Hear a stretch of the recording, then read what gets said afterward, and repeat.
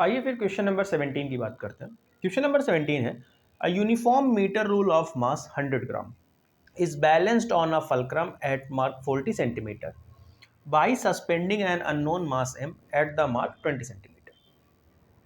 Question number first है, find the value of m. Question number second है, to which side the rule will tilt if the mass m is move to the mark 10 centimeter. Question number third है, what is the resultant moment now. And last question है, how can it balanced by another mass of 50 gram. आइए इस question को देखते हैं हम लोग, तो इसका सोल्यूशन हम देखते हैं. तो क्वेश्चन में कह रहा है uniform metre rule of mass 100 gram. तो हम एक यूनिफॉर्म मीटर रूल बना लेते हैं, और जब भी आप एक यूनिफॉर्म मीटर रूल का फिगर बना रहे हो तो उसमें आप फर्स्ट एंड में 0 सेंटीमीटर मार्क कर लें, इसके लास्ट एंड को आप 100 सेंटीमीटर मार्क कर लें, इसके मिड पॉइंट को आप 50 सेंटीमीटर मार्क कर लें. अब आपसे कह रहा है कि यूनिफॉर्म मीटर रूल का जो मास है वो 100 ग्राम है, तो इसका जो मास आएगा ये आएगा कहाँ पर, ये आएगा मिड पॉइंट पर. और हम इसका वेट यहाँ पर लिख रहे होंगे, तो हम इस वेट को लिख सकते हैं 100 GF. ठीक है, 100 ग्राम फोर्स इसको हम लिख सकते हैं. इसका फलक्रम जो लिया गया है 40 सेंटीमीटर पर लिया गया. क्वेश्चन के अकॉर्डिंग इसका जो फलक्रम लिया गया है वो 40 सेंटीमीटर पर लिया गया है. तो 40 सेंटीमीटर पर इसका हम फलक्रम ले लेते हैं. 40 सेंटीमीटर पर हमने इसका फलक्रम ले लिया. Suspending an unknown mass m at the mark 20 centimetre. एक m मास और है जो कि 20 सेंटीमीटर पर सस्पेंड किया गया है. तो आप यहाँ कहीं पर 20 सेंटीमीटर मार करके इस पर एक मास और सस्पेंड कर दीजिए, जिसका जो मास लिया जा रहा है वो m लिया जा रहा है. तो यहाँ पर हम लिख सकते हैं m ग्राम फोर्स. ठीक है, इसका वेट यहाँ पर हम लोग लिखेंगे, तो m ग्राम फोर्स यहाँ पर लिख सकते हैं. क्वेश्चन नंबर फर्स्ट है, find the value of m. हमको m की वैल्यू फाइंड करनी है. अब आप बताइए, अगर हमें m की वैल्यू फाइंड करनी है तो यहाँ पर फलक्रम आपको दिख रहा होगा. फलक्रम के एक तरफ m मास सस्पेंडेड है, फलक्रम के दूसरी तरफ एक 100 ग्राम फोर्स है जो कि उस मीटर रूल का ही वेट है. तो हम यहाँ पर प्रिंसिपल ऑफ मोमेंट को लगा सकते हैं. तो अगर हम बात करें इसके सोल्यूशन की, जो कि फर्स्ट का सोल्यूशन है, तो हम यहाँ लिख सकते हैं according to principle of moment sum of anti clockwise moment is equal to sum of clockwise moment. अब अगर हम आपसे पूछें कि एंटी क्लॉकवाइज मोमेंट कौन सा होगा, तो ये जो मोमेंट है वो आपका एंटी क्लॉकवाइज मोमेंट है. और अगर इस मोमेंट की बात करें तो ये कैसा हो जाएगा, क्लॉकवाइज मोमेंट हो जाएगा. तो अगर आप देखें एंटी क्लॉकवाइज मोमेंट कितना होगा, तो आपको पता है कि moment is equal to force into perpendicular distance. Force की बात करें तो वो तो m है, और अगर परपेंडिकुलर डिस्टेंस की बात करें तो 40 सेंटीमीटर पर आपका फलक्रम है और 20 सेंटीमीटर पर ये m मास जो है वो सस्पेंडेड है. तो m 40 minus 20 is equal to, अगर हम क्लॉकवाइज मोमेंट की बात करें तो आप देखें कि कितना है यहाँ पर फोर्स. तो आप देख रहे होंगे कि 100 ग्राम फोर्स यहाँ पर सस्पेंड है. ये तो मीटर रूल का ही एक तरह से देखा जाए तो वेट ही है. तो 100 ये metre rule, uniform metre rule का मास हो जाएगा. और अगर आप देखें तो ये सस्पेंड या ये कहाँ पर सस्पेंड होगा, तो 50 सेंटीमीटर पर, इस मीटर रूल के मिड पॉइंट पर. फलक्रम कहाँ पर है, 40 सेंटीमीटर पर, तो 50 माइनस 40. जब आप इसको सॉल्व कर रहे होगे तो यहाँ आएगा m into 20 is equal to, यहाँ पर आएगा 100 इंटू 10. तो m इज इक्वल टू हो जाएगा 100 इंटू 10 अपॉन 20, 0 0 कैंसिल, 2 5 10. तो आपके पास m आ जाएगा 50 ग्राम. ठीक है, m कितना आ जाएगा, 50 ग्राम आ जाएगा. यहाँ पर 50 ग्राम फोर्स वेट कह लीजिए, या 50 ग्राम का अपने पास मास 20 सेंटीमीटर पर सस्पेंडेड है, जिसकी वजह से यहाँ पर ये यूनिफॉर्म मीटर रूल बैलेंस में है, इक्विलिब्रियम में. ठीक है, ये बात आपको समझ में आ रही है. अब यहाँ पर आइए हम सेकंड क्वेश्चन की बात करते हैं. देखिए सेकंड क्वेश्चन हमसे ये पूछ रहा है, to which side the rule will tilt if the mass m is moved toward to the mark 10 centimetre. अब अगर आप बताएं कि अगर इस m को हम 10 सेंटीमीटर की तरफ मूव कराएं तो ये मीटर रूल किस तरफ टिल्ट होगा।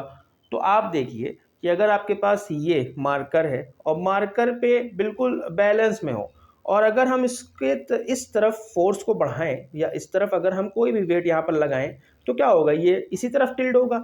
जैसे अभी तो ये यूनिफॉर्म में है, लेकिन जैसे ही इसका डिस्टेंस बढ़ेगा 10 सेंटीमीटर की तरफ तो ये क्या होने लगेगा, टिल्ट होने लगेगा। तो किस डायरेक्शन में टिल्ट होगा, तो अगर ये 20 से 10 सेंटीमीटर की तरफ टिल्ट होता है तो ये एंटी क्लॉकवाइज डायरेक्शन में टिल्ट होगा।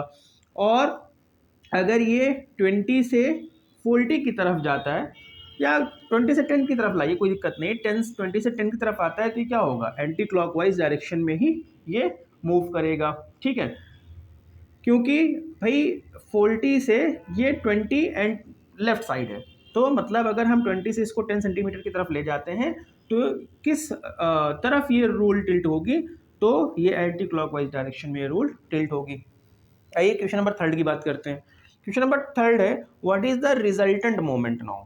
और उस समय जब ये 10 सेंटीमीटर पर आ जाएगा उस समय का रिजल्टेंट मोमेंट क्या होगा। तो चलिए रिजल्टेंट मोमेंट फाइंड कर लेते हैं।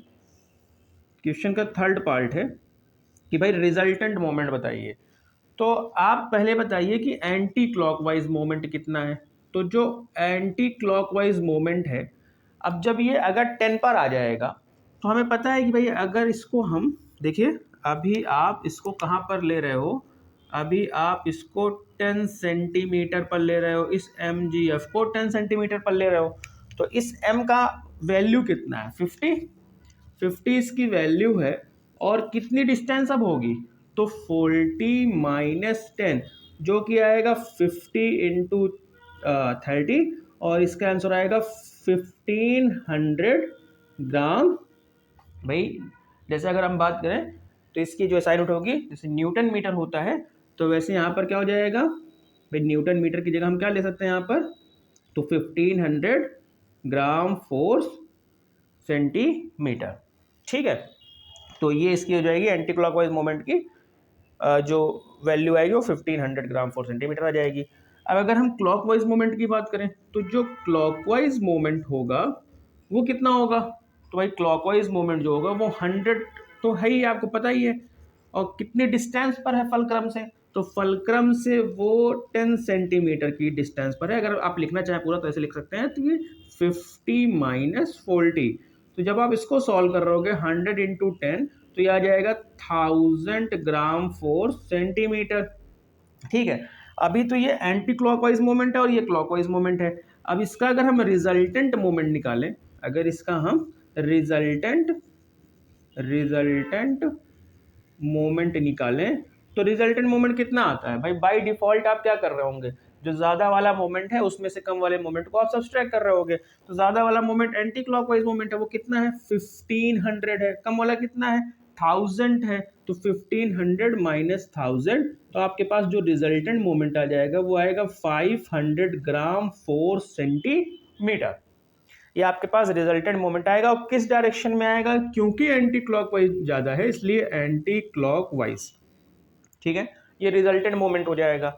अब आइए लास्ट क्वेश्चन की बात कर लेते हैं, इसके 4th पार्ट की। How can it balance by another mass of 50 gram. How can it balanced by another mass of 50 ग्राम। तो ठीक है, इसको भी कर लेते हैं। देखिए इसके 4th पार्ट की बात कर रहे हैं, तो भाई अगर 50 ग्राम का फोर्स हम कहाँ पर लगा दें जिससे कि ये मीटर रूल बैलेंस में आ जाए।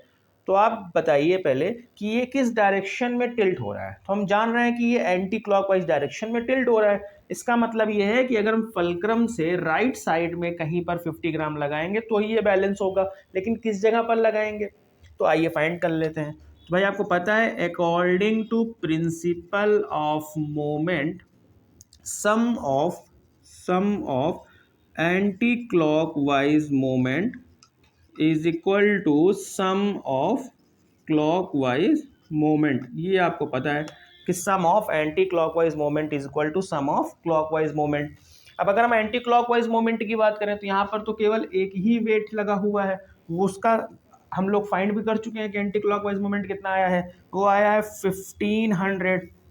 क्लॉकवाइज मोमेंट की बात करें तो एक क्लॉकवाइज मोमेंट में एक तो निकला है भाई कि 1000 आया है, 1000 प्लस एक चीज और लगा रहे हैं आप, 50 ग्राम का फोर्स लगा रहे हैं, 50 ग्राम का फोर्स लगा रहे हैं, कितनी डिस्टेंस पर लगा रहे हैं, तो सपोज कि x डिस्टेंस पर हम सस्पेंड कर रहे हैं, 50 ग्राम फोर्स हम जो है x डिस्टेंस पर सस्पेंड कर रहे हैं। तो जब आप इसको सॉल्व कर रहे होगे तो ये आएगा 50x is equal to 1500 minus 1000, 50x is equal to 50x is equal to 500 and x is equal to 500 upon 50। आप जब इसको सॉल्व कर रहे होगे तो आएगा x is equal to 10 centimetre. अब x is equal to 10 centimetre का मतलब क्या है? x is equal to 10 centimetre का मतलब ये है कि फलक्रम से 10 सेंटीमीटर राइट साइड में जब हम इस 50 ग्राम वेट को सस्पेंड करेंगे तो ये यूनिफॉर्म मीटर रूल इक्विलिब्रियम में आ जाएगी। मतलब ये है कि जो 50 ग्राम का अनदर मास है उसको हम 50 सेंटीमीटर पर, क्योंकि 40 सेंटीमीटर पर अपना फलक्रम है, उससे 10 सेंटीमीटर बाद हमें लगाना है, तो इसका मतलब है कि 50 ग्राम का फोर्स 50 सेंटीमीटर पर जब हम लगाएंगे, सस्पेंड करेंगे, तो ये मीटर रूल जो है वो इक्विलिब्रियम में आ जाएगी।